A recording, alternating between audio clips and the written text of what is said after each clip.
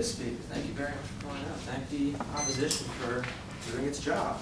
But I'd like to ask, Ms. Speaker, have you ever played poker? Have you ever had the greatest hand? Or maybe let's say you had a really bad hand. But the point is, let's imagine that you have like the entire deck in your hand.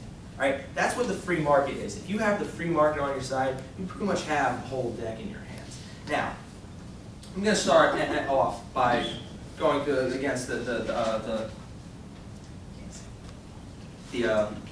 opposition's points here.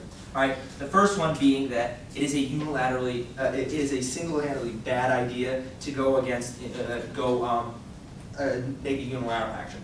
This is false. All right. You see, as I mentioned, the United States, our country, has free market on our side, which in and of itself is good. But we are also the world's single largest economy and the single largest consumer of oil. Also, we're a major producer of oil, believe it or not. We're also a major consumer because we have such a because we are literally the world's economic engine, okay? Now, we create wealth. We spread wealth around the globe. Capitalism is basically been elevated in our country to an international effort to spread the wealth around, to make sure the markets are free so that they can grow in the manner that we like to do, in laissez-faire capitalism. But you disagree. Right. Why does this give the United States the moral, or ground to be able to go into a country and impose sanctions on people? Why is it that they get to control however? We're talking about economic sanctions here.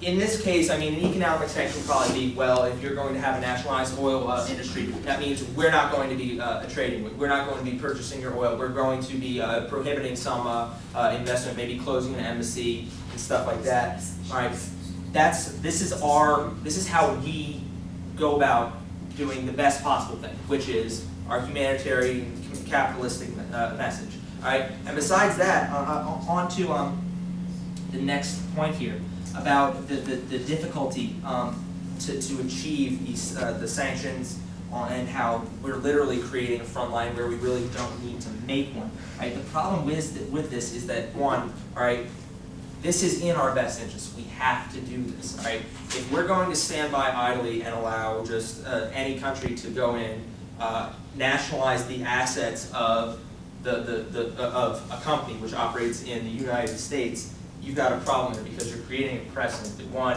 you will not stand up for a corporation which by U.S. law was declared by the Supreme Court to be equal to a person. All right, for all that, I mean, if one of our citizens is going to be executed in a Mexican prison or as recently in an El Salvadoran prison, we fight to get in their best interest, and it is in the U.S. government's best interest too, even if it means making a front line and fighting against all odds. All right, it is in our best interest to have a uniformly commonsensical policy, if I may put it that way, which is what do you call it? In accordance with our values, national values. All right, and in response to the third point about this will create a backlash. Okay, it may create an immediate backlash, but in the long term, we're literally talking about freedom for an entire country, for an entire economy. All right? This has been shown throughout history that a capitalistic economy, you never heard this in their rebuttal, that capitalism is bad. They basically admit that a capitalist economy is good. Okay? Capitalism in and of itself comes before democracy. You need to have a capitalist economy to have a truly democratic society. Otherwise, you have restrictions on free speech and all sorts of other things. You have government which can go and take property from people. Okay, you need to have this capitalist economy because even if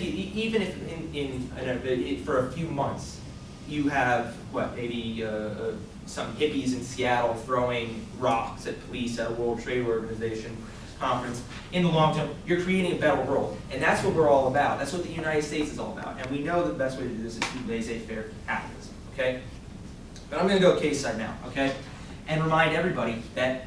All right, it reminds you, Mr. Speaker, that the opposition never contested the fact that an unfair market is a market which is prone to rapid inflation and shrinkage in long term, in actual numbers, okay? When a socialist president came to power in France 25 years ago, the next day, a quarter of the capital literally left the country. This has been shown to happen time and time again.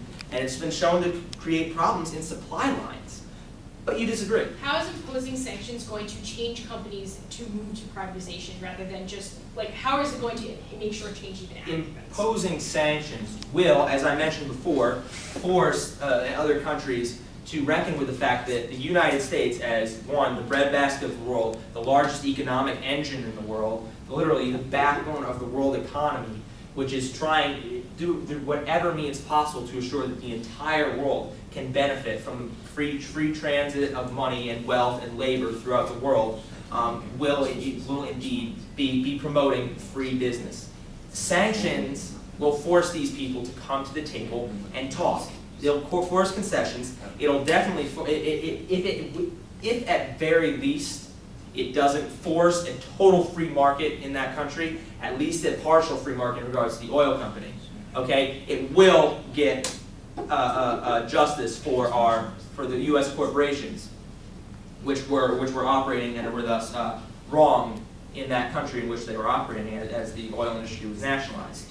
Okay, but I'd like to go in further about this. How OPEC, okay, which raises prices artificially, it hurts international economies. It forces these countries like the United States or China or Mexico to like in China and Mexico, they have to subsidize gas prices and oil prices so that people can purchase them at this point, because the price of oil throughout the world, it's subject to such incredible fluctuation.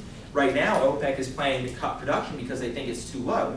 This is very much contrary to laissez-faire capitalism. Just because the price of something is not as high as it was 2 weeks ago does not mean that you have to jack up the price. That's the market demand. If you're artificially going to lower levels to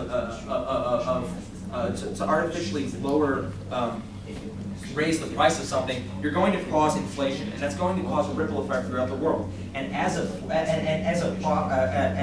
besides that, in another subpoint, which really didn't, but I'll move on to the next point here. Okay, this is in our best interest. Okay, not just economically, because I've already established that one, capitalism is the means to democracy and international harmony, and because the dollar is king. Okay, but besides this, as it stands, national governments, which are nationalized oil industries, which are prevalent throughout, in Saudi Arabia, this money, one, it doesn't go to corporations in these nationalized countries. It doesn't go to the people. It tends to go to corrupt politicians, which use them for, I don't know what Idi Amin did with his oil money or what the Nigerian nuts did with their money, but they pissed it away. And the Saudi Arabians, well, we know where that went. It went into the Twin Towers, and they came down. That's definitely a fine example of why we shouldn't support nationalized oil industries. The money does not go in the free flow of the economy. It goes to terrorists or anything. I'm going to protect the time, and I'm closing up here. Okay, and into our final point here. By not doing these sanctions, we're promoting an international economy which is hostile to our companies, to all international companies, and as a result, it's making it's promoting corruption and a world that's hostile to growth. It inhibits growth, it inhibits democracy, and with that, I'll close because I'm just about out of time. Okay. Thank you very much, Mr. Speaker. Any member of government who is all remarks and invite member back to